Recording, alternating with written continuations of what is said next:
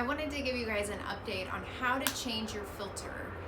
Many of you have the Resound hearing aid. This is demonstrating that one specifically.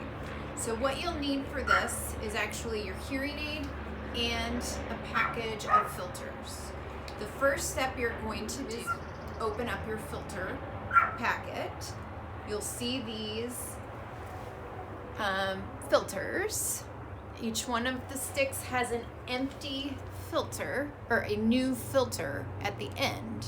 So what you'll do is remove your dome that goes in your ear. So this piece right here, and don't be afraid to tear it or break it. You just pull it off. You'll see that there is a filter right there, and that's what we're going to be replacing. You take out your filter. There's one end that has the new filter in it. The other end is just a removal tool. So you'll take that removal tool, go to the hearing aid, and you'll put that removal portion right straight down into that filter, like so. I give a little pressure, and then you pull it out, just like so. Then you flip over to the new filter, and you go directly into that opening, like so.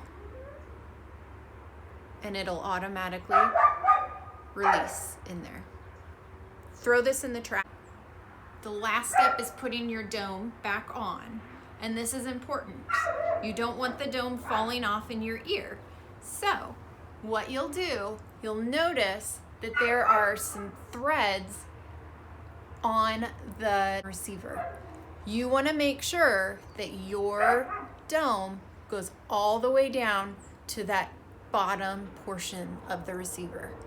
So if you put it on like so, and you flip it over, and you see a space in between that square space and the dome, it's not on properly. You want to push it even further. So give it an extra push. Kind of flip it out to make sure it's up against that square, and then you're ready to put the hearing aid back in your ear.